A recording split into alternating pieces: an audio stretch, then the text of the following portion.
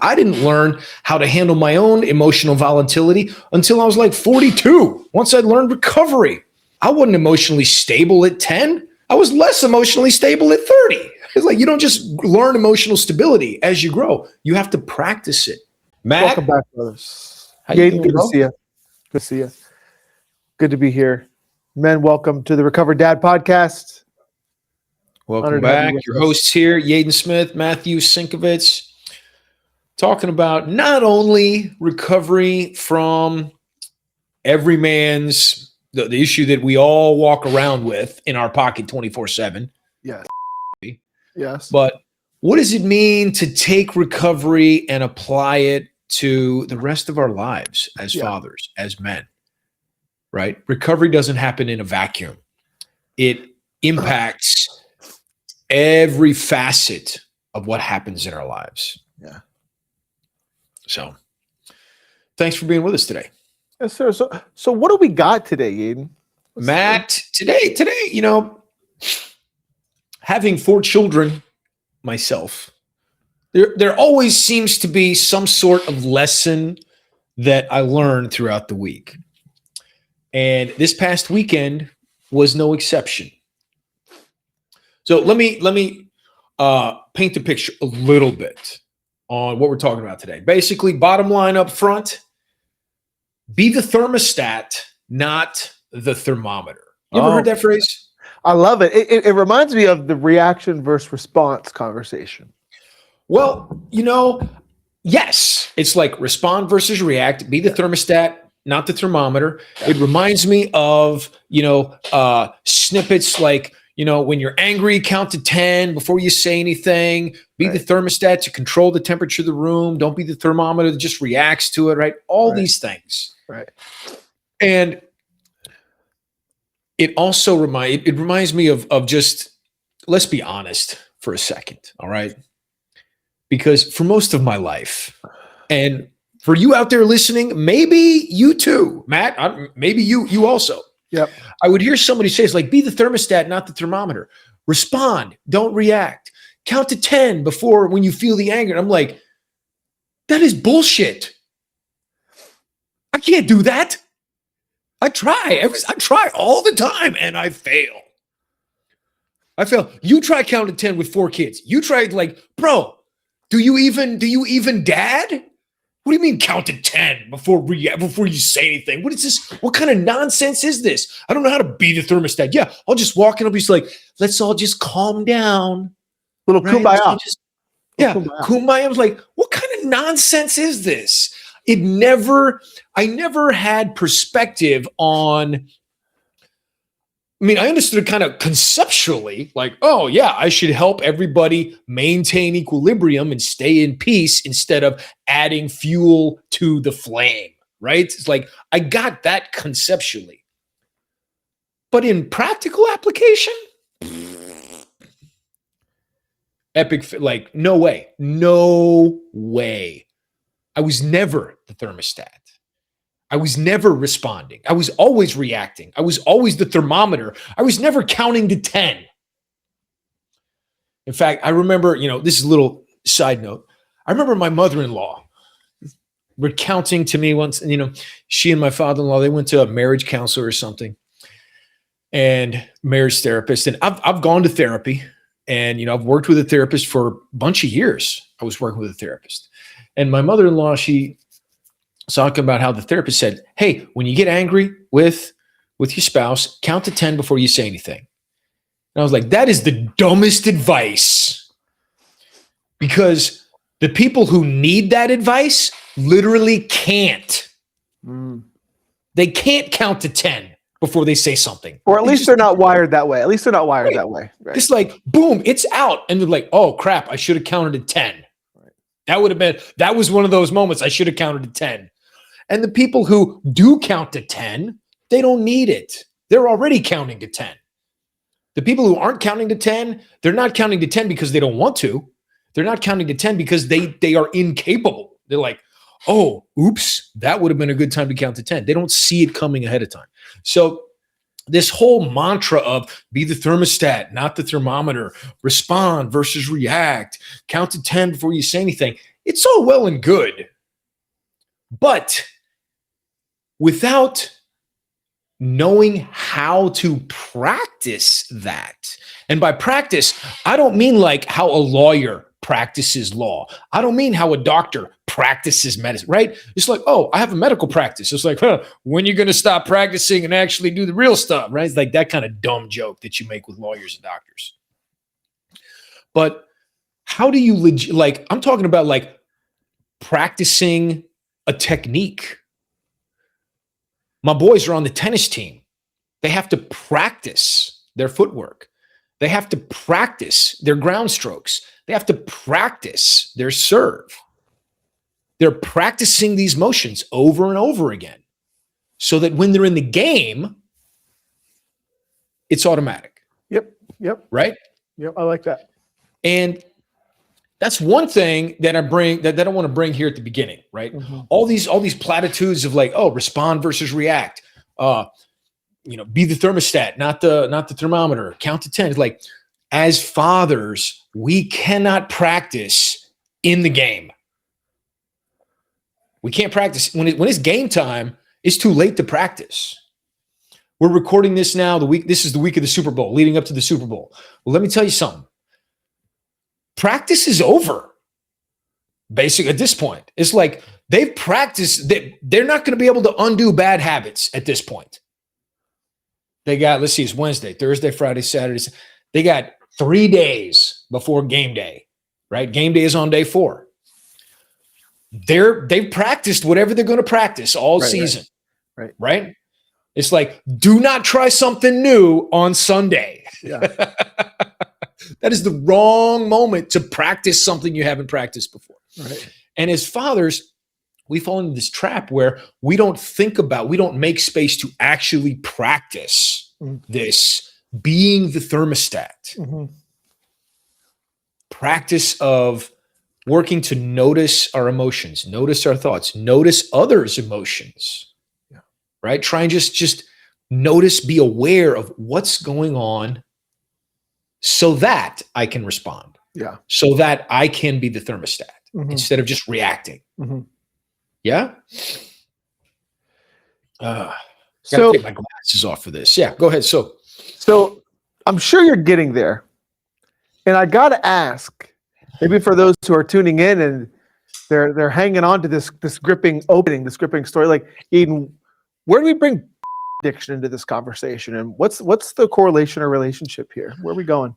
Well, man, we bring addiction into the conversation because the same skill, it's the same skill in recovering from as it is being the thermostat with our family, as it is responding versus reacting, as it is counting to 10 before you say something.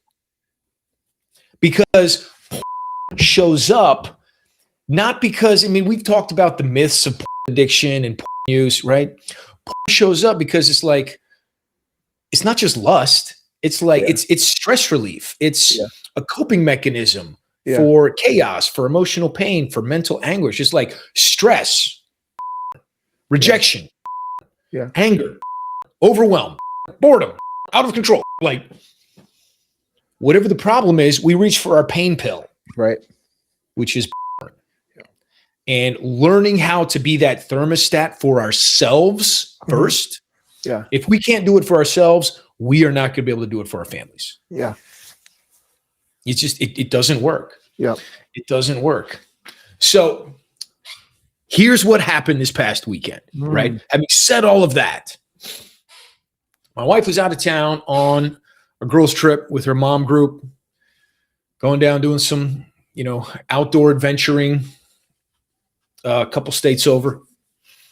And I am very grateful at this point in my recovery because I've been practicing this stuff for a couple years now. Old Yaden, when wife would go out of town, couple things. One, that inner addict would be like, hey, free, let's go crazy this weekend.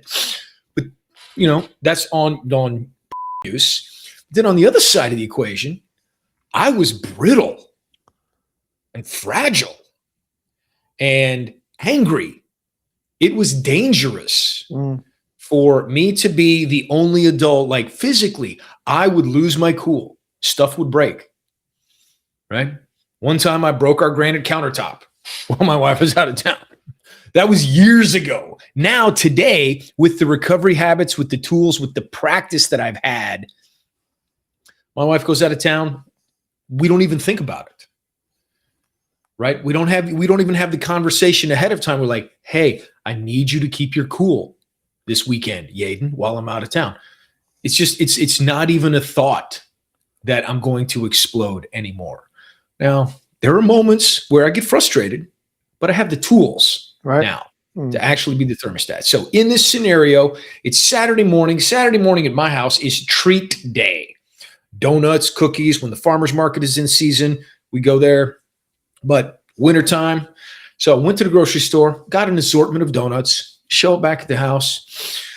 My oldest son is at work already. My other two boys that come down in the kitchen like, oh, donuts. I'm like, yep, pick one, grab one, go for it. Then my daughter comes downstairs, my daughter who's 10. And I don't know about you dads out there, but my daughter's room goes from organized to chaos in like it's Pigpen from the Charlie Brown comics, right? It's like room gets cleaned up, 30 minutes later, you can't tell. I don't know how she does it, but literally clothes everywhere, hair stuff everywhere, fingernail polish everywhere, Kleenexes that she's used just littered all over the, like, babe, at least throw away your Kleenex after you blow your nose, please. That's just nasty. So I told her, I said, babe, we got donuts, but here's the rule. You have to pick up your room before you had donuts. No donuts until your room is picked up. Bro, you would have thought I had just declared war. Right? I don't know why my camera says balloons. That was not a balloon-worthy thing, camera. Let me turn it. Like, it's kind of like maybe like the fireworks of it's war. like, bro, like shots fired. And my daughter does now. Now let's be honest, right? Okay, dads, who likes doing their chores in life? Not me. I do not enjoy chores. If it's something I enjoy, I don't think about it as a chore, right? Like, this is fun. It's not a chore. The clue is in the title. So my daughter, she's throwing a fit because it's like, oh, I don't want to clean my room. I don't want to clean my room. It's like she was blowing up, kind of a mild blow up. And then immediately I feel this kind of internal trigger where, like, I'm being challenged. I'm being questioned. This is going to turn into a battle. My daughter's in rebellion. She's defiant. She never picks up her room, right? I'm going into hyperbole. She doesn't appreciate she doesn't. I got donuts and she can't even pick up her room, right? This is not that hard. You don't have to pay rent. You don't have to buy your own food. You don't have to, right? It's like, you don't have to, I am responsible for your entire life, and you cannot even keep your room clean. You know the story in your head, Dad. That's the story that was going blasting through my head. And then she discovered that her brothers got donuts before they had picked up their room.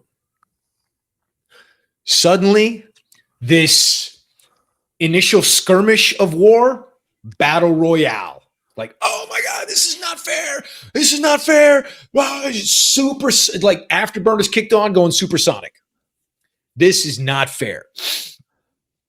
And I tell you what, uncomfortable emotions for her and for me. I was standing there in the kitchen thinking like, this doesn't seem unreasonable to me. I'm 45. Like, I'm under attack. My daughter's yelling, not really screaming, but like aggressive yelling, right? She was mad. She wasn't calling me names or anything this time, but it wouldn't have taken much for her to go full nuclear.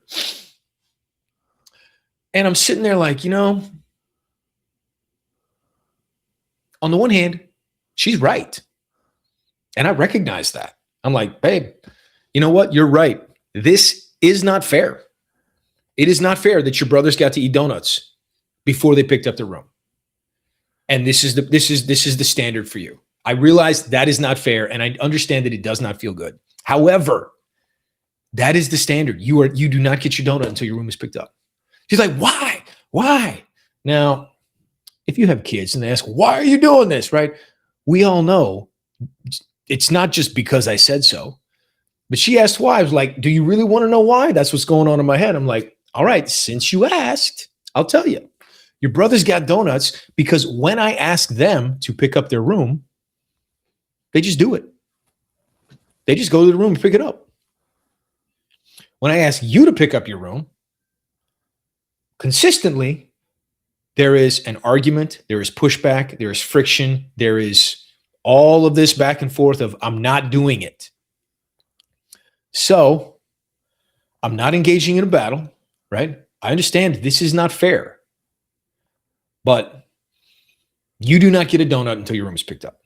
And then I also said, it's like, oh, and I realized, room's picked up. So I specifically said to the other boys, I said, boys, would you please pick up your room? Get the clothes up off your floor and put them away. Yes, Dad.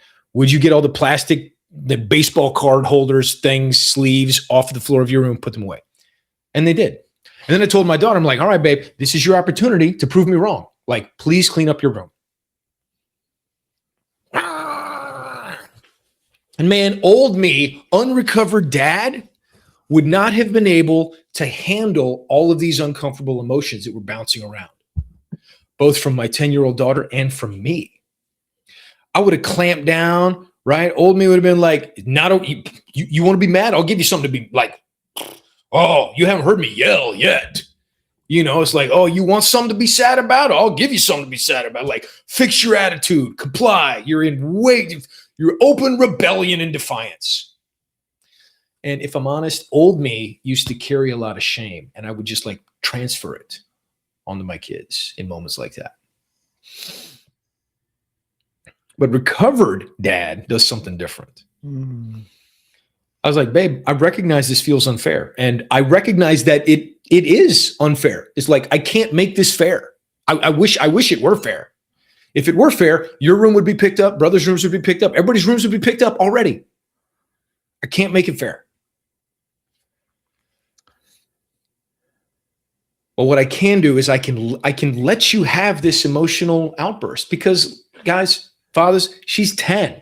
I'm 45. I didn't learn how to handle my own emotional volatility until I was like 42.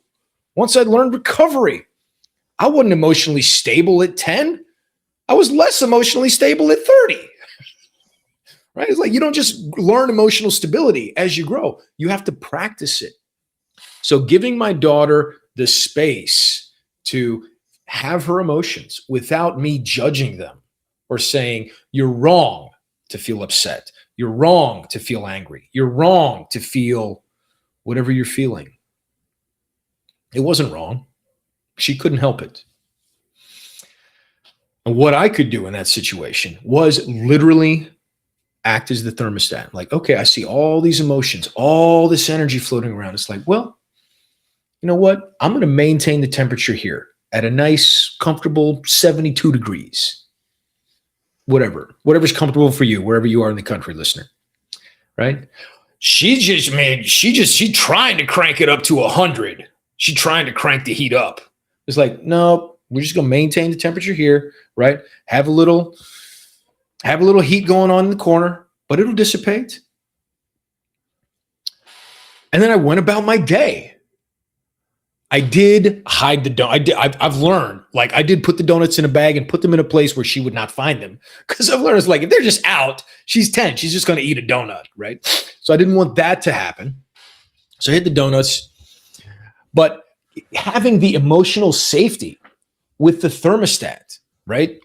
Being able to let my daughter have her kind of emotional meltdown, because that's how we learn. We learn when we have these flare-ups with emotions. The person that we love, the person who's our safe space says, oh, yeah, emotions are tough and they're scary, but I'm not afraid of them. I'm not afraid of you. You're not in danger. I'm not in danger. There's no shame in what happened. There was no shame. It's just, I understand, I recognize, I validate, and yet, here's the line. Holding the line. Yeah. Yeah, it's like, No clean room, no donut. And you got 3 brothers and a dad. Like, I was thinking it. I didn't say it out loud because I didn't want to really antagonize. I'd be like, and also probably not going to be any donuts left tomorrow. So like, get your act together or there ain't going to be no donuts. Right? It's like, instead of communicating your emotions are unsafe and you need to hide them, it's your emotions are allowed here and let's handle them together. It's building that capacity, instead of the stop crying, you're being dramatic, you're fine, calm down. We teach our kids to stuff it. And yet that's how we were trained when it comes to shame, fear, guilt, right?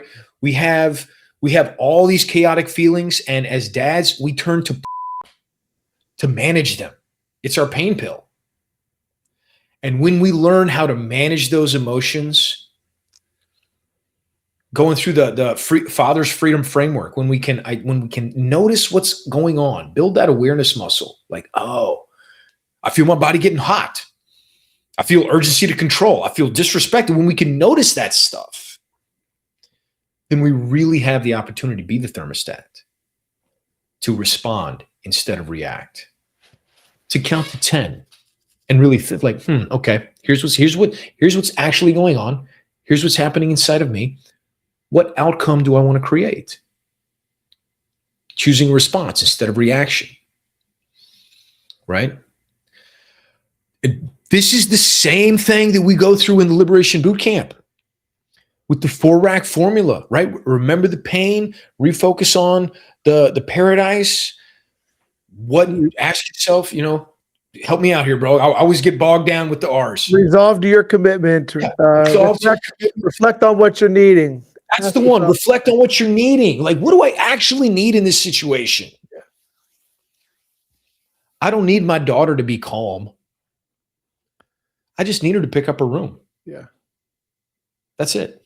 Yep. And I know if I give her space for her emotions to burn themselves out without me putting any shame on her, putting any guilt or fear, if it's a safe place for her to experience those emotions, whatever that looks like, the emotions will burn themselves out and she will get her room picked up. And guess what happened by the end of the day? Her room was clean. Her room was clean. There was no battle of wills. There was no argument for 5 hours. It was just, babe, here's the standard. I love you. I wish I could make it fair. I know it's not. That doesn't change the standard. That doesn't change the standard. So, as you're talking about this relationship and this kind of renewed dynamic with your daughter, as you're talking about, hey, you're safe here, your emotions are allowed here, I got you.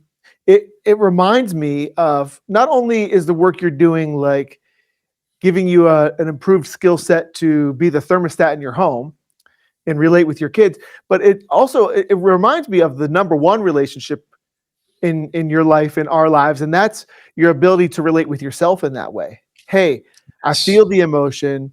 Yes. I'm with you. I see you. I'm here. Like it's okay to express and have this feeling versus stuffing it down, numb, cope, suppress, escape, shame for the feeling. So like, I feel like the work we do with ourselves, the inner child work, the relation, hand over the heart, checking in with ourselves, like all that work is the foundational work relating with ourselves, which helps then for us to take it, and apply in the way in which we relate to others in our lives. Yeah, man. Yeah. It's that number and one. Brothers out there, like we're going to end with this, right? You need to have a place where you can practice this stuff. Yeah. This is a skill set, just like learning how to drive a stick shift, learning how to change the oil in your car, learning how to tie a bow tie, learning how to tie your shoes, learning how to wire an outlet. I don't know how to do that. Without training, I'm never going to learn, right? I have to practice it, right? All this emotional resilience, this recovery work, it takes practice. And that is the beautiful part. That is one of the beautiful parts of the Liberation Bootcamp, is having the space to practice these skills where there's no judgment. Right. When we fail, because we all fail. Yep. We all fail with this stuff. It doesn't always end up in use, Yep. but we all fail being the thermostat. We all fail and react instead of respond. Yep. If you're looking for a place where you can get this training and get a place to practice it, check us out at therecovereddad.com. Recovereddad.com. You can download our Freedom Fathers framework. You can read more about us. If this is resonating with you, your family is counting on you to learn these skills, brother. They're counting on you. Yep. And you can do it. If two knuckleheads like us can do it, you can. Good stuff, Matt? Yaden. Good stuff. Yeah. Great share today, Yaden. Love the story. Appreciate the way you've been bringing these real life stories to the conversation and illustrating in such a quality way. The way we're here for recovery, but for so much more, and the way these skills apply to every facet of our life, as you open the episode up with today. So thanks so much for sharing, brothers. We appreciate and love you. Check us out at recovereddad.com. Share this podcast with a friend if you find it valuable, and we look forward to seeing you on the next episode. In the meantime, grace and peace and power. Noble Noble men. Take care, guys.